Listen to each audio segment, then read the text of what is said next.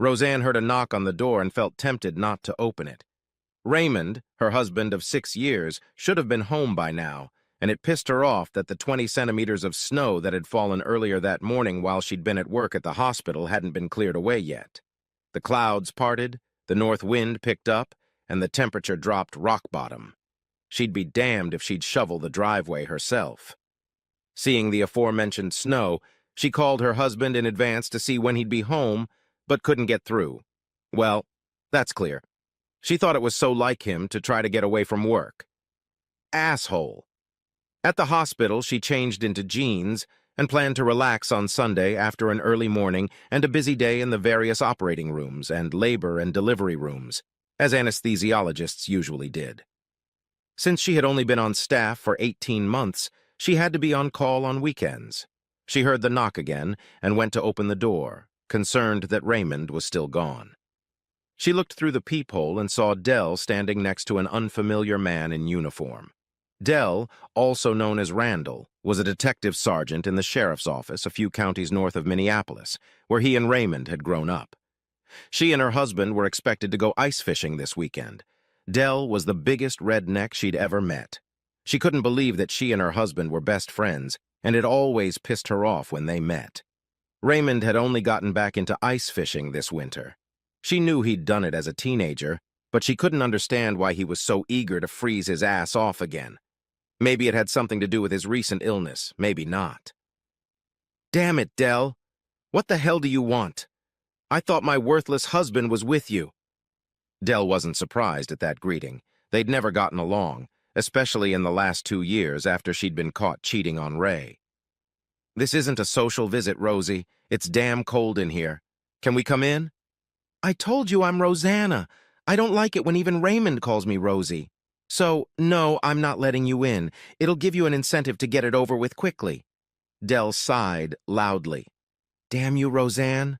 But okay, this is Officer Tyler Perkins of the State Patrol. He has some official business to discuss with you. Roseanne raised her eyes to the giant officer.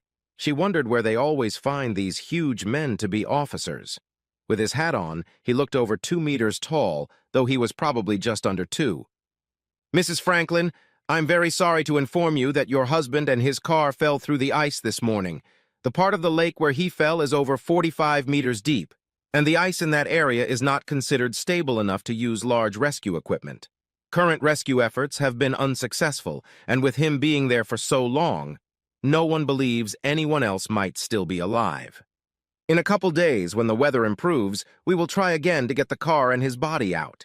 Here are some photos from the scene before the rescue crews showed up. The officer had a clipboard and flipped through some photos where she could clearly see Raymond's tent and camp stove standing next to a large hole in the ice that Raymond's SUV seemed to be too heavy for. There were also several photos of the dive team working with lightweight equipment they could have used to lift the SUV had they been able to find it earlier in the day. Roseanne said, Holy crap! He doesn't even know how to fish properly. Now who's going to clear that damn snow off the driveway? I swear to God, he can't even die right. Poor Samantha. I bet she wishes it was you with him.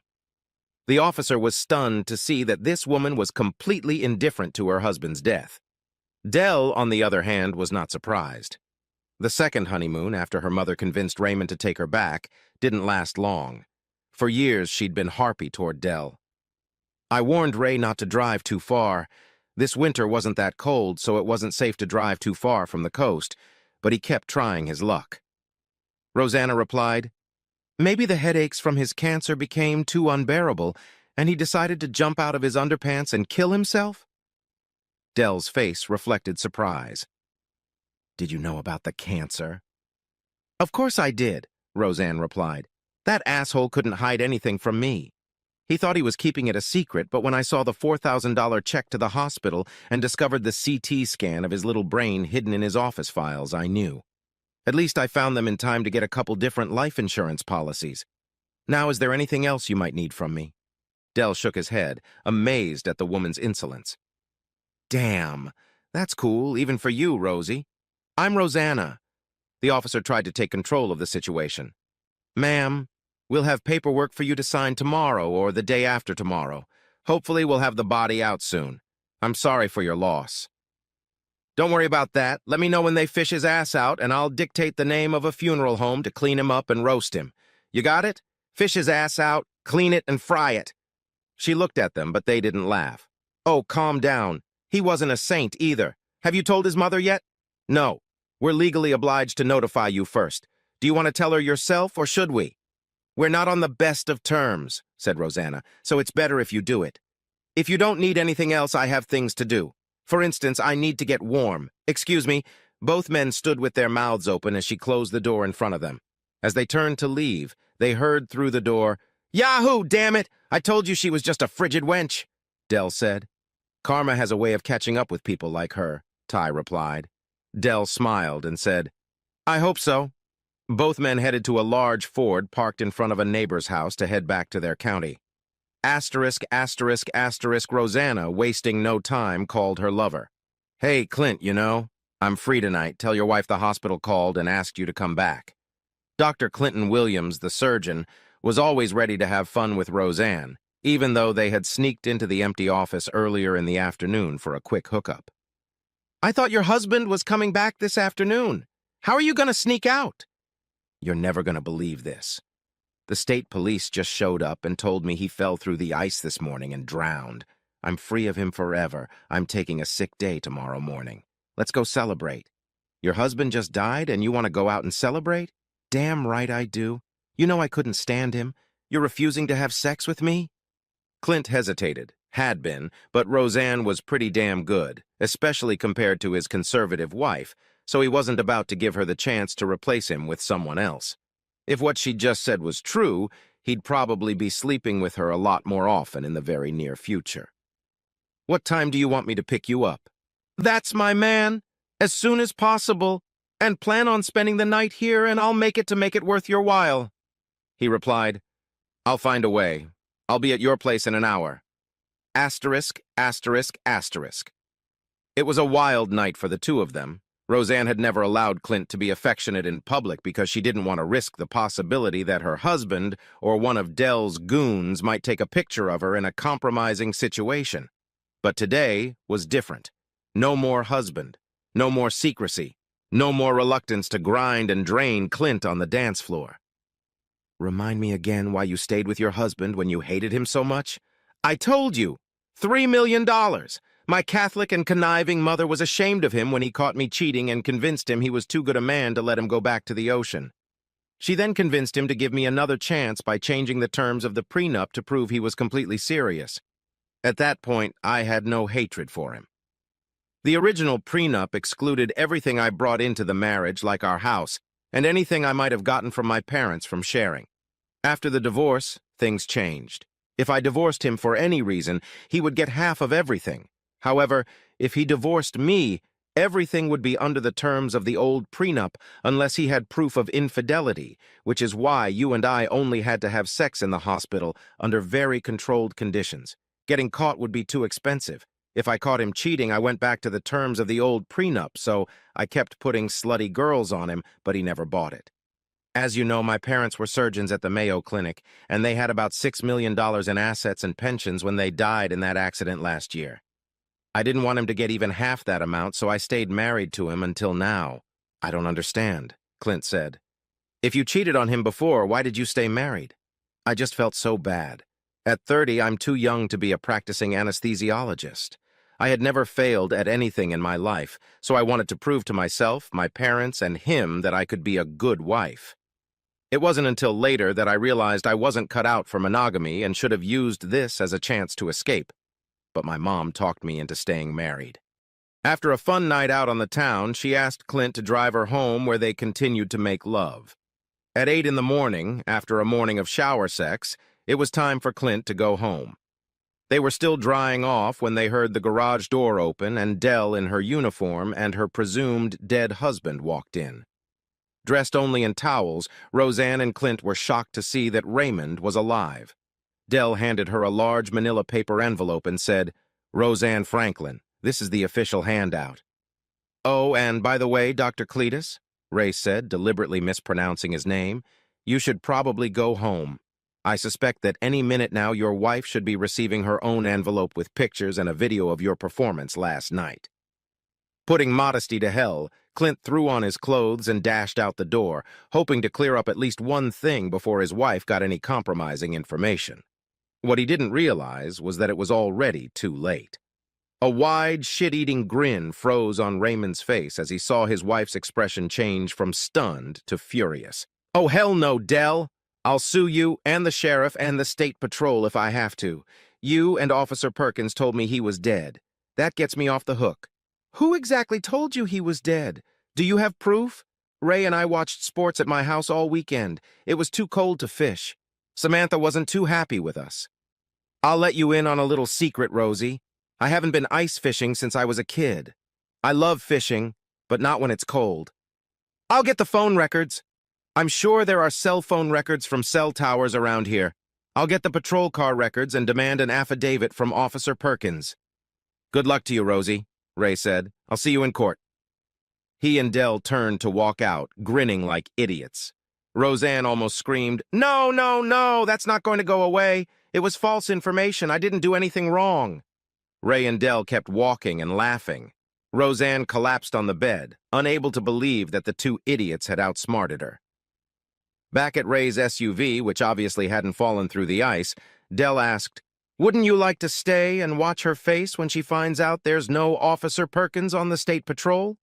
She never got a good look at his car and apparently failed to realize that his uniform was a very believable masquerade costume. "Nah, I don't need to stick around for that. The cameras inside the house are still working. I'll see and hear everything later. Besides, I need to go and thank Ty for the performance he put on. He must be a good actor." Also, Samantha came up with a great idea about faking the CT scan that made Rosie think I had cancer. Ty had the pleasure of doing it. Besides, considering you paid the deductible on his insurance to help his daughter get her eye surgery, he felt obligated to you. That's what inspired Samantha's idea to make that payment look like you were getting tested for cancer. I just made the payment in advance. Ty's too nice a guy to worry about that. Didn't you say he passed the deputy exam? Yes, he did. For the next 6 months, we got to find a place for him. Buying a tent that looked exactly like the one that fell through the ice with the SUV last year was a stroke of genius. If I didn't know for sure, I could have sworn it was your tent in that picture. It was pretty easy. She wanted to believe it was true, and she did. Are you staying in Minneapolis or moving closer to home? Closer to home, I think. There are some nice places near St. Cloud that are only a half-hour away. Mom will be happy. Getting a big check from the divorce means I can start my own engineering company or just hire consultants on the side. Maybe as a thank you for helping me, I'll send you and Liz to Cancun for your anniversary. I'm surprised she's so interested in a beach vacation with her fair skin. You're only mentioning Cancun because you're hoping she'll put a good word in for you with her pretty sister Angela. Good thing you're the detective and not Rosie. You can see what's coming. Thank God she couldn't. Take your time talking to Angela. I don't think I really feel like going on a date with anyone right now, but hopefully I'll be ready to meet Angela soon. I think you'll be surprised at how ready you are. In addition to the previous cheating, you suspected that she cheated on you again for over a year. I doubt you have that much love left in your heart for Rosie. That's right. Mostly sadness. But that doesn't mean I'm ready for someone else. I don't think it would be too hard to convince Angela to go to Cancun with me and Samantha. You should see Angela in a bikini. If you join us, you'll see her wearing one. The mental image of Angela in a bikini seemed quite pleasant to Ray. Wouldn't their fair skin get sunburned? Dell laughed. I don't even know why we're so sure you're the smartest. Samantha, on the other hand, kept mentioning me giving her a massage while we sipped margaritas under some impressive gazebo while she listened to the sound of the waves. Also, if she wants to sit in the sun, I'll be there to ensure that sunscreen is applied carefully and often. If we have Angela with us, it will be much better for her if you do the job rather than me or anyone else. Ray smiled, thinking about how tempting those two red-haired sisters were.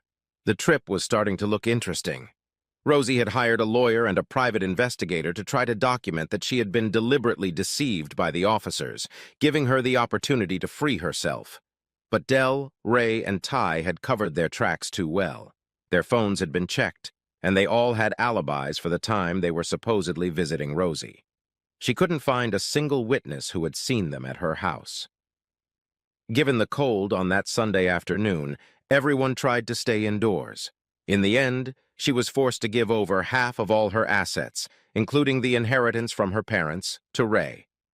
She pondered whether to use the remainder to go after him, but decided it wasn't worth it. Dr. Clint's wife showed no such understanding. She immediately kicked her husband out of the house and told her father, who was on the hospital's board of directors. Rosie and Clint were suddenly fired and had to leave town to find work. As for Ray and Dell, Cancun was gorgeous, and they really enjoyed Samantha and Angela getting regular massages and, when necessary, protecting themselves with lots of carefully applied sunscreen. They even managed to spend one day deep-sea fishing. That day, what they caught was fun, but the best catch of the day was watching Samantha and Angela sunbathe topless on the spacious deck of the boat. Now that was the best kind of fishing.